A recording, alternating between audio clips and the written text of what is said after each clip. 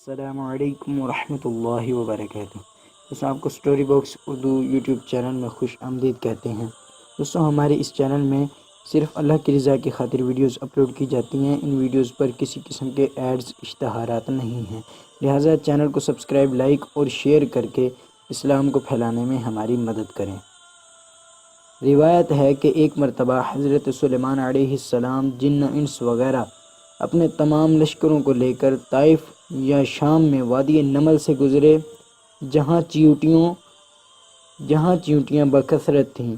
تو چیونٹیوں کی ملکہ جو مادہ اور لنگڑی تھی، اس نے تمام چیونٹیوں سے کہا کہ اے چیونٹیوں، تم سب اپنے گھروں میں چلی جاؤ، ورنہ حضرت سلیمان اور ان کا لشکر تمہیں بے خبری میں کچل ڈالے گا۔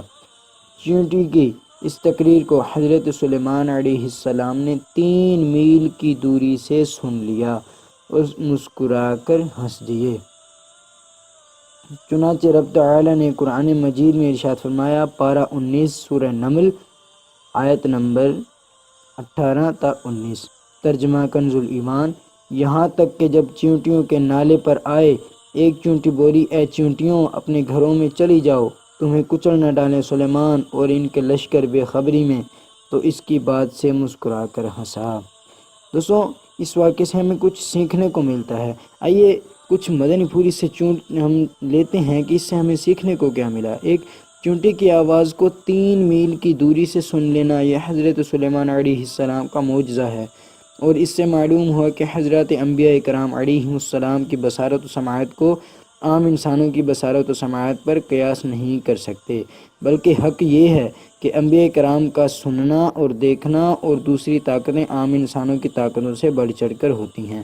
2، چیونٹی کی تقریر سے معلوم ہوا کہ چیونٹیوں کا یہ بھی عقیدہ ہے کہ کسی نبی کے صحابی جان بوجھ کر کسی پر ظلم نہیں کر سکتے، کیونکہ چیونٹی نے وَهُمْ لَا يَشْعُرُونَ کہا، یعنی حضرت سلیمان علیہ السلام اور ان کی فوج اگر چیونٹیوں کو کچل ڈالیں گے تو بے خبری کے عالم میں لاشعوری طور پر ایسا کریں گے، ورنہ جان بوجھ کر ایک نبی کے صحابی ہوتے ہوئے وہ کسی پر ظلم و ستم و زیادتی نہیں کریں گے۔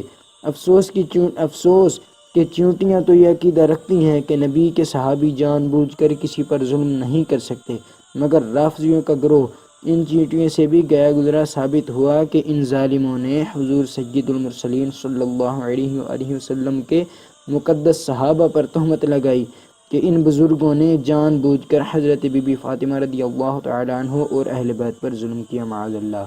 3، یہ بھی معلوم ہوا کہ حضرات انبیاء کرام علیہم السلام کا ہنسنا تبسم اور مسکراہٹ ہی ہوتا ہے، جیسا کہ احادیث میں وارد ہوا ہے کہ یہ حضرات کبھی کہا مار کر یعنی بلند آواز سے نہیں ہنستے تھے۔ تو دوستوں یہ تھی آج کی چھوٹی سی ویڈیو۔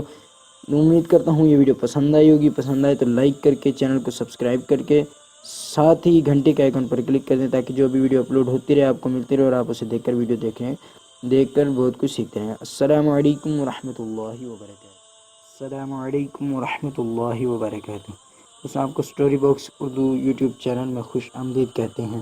دوستوں ہمارے اس چینل میں صرف اللہ کی رضا کی خاطر ویڈیوز اپلوڈ کی جاتی ہیں۔ ان ویڈیوز پر کسی قسم کے ایڈز اشتہارات نہیں ہیں،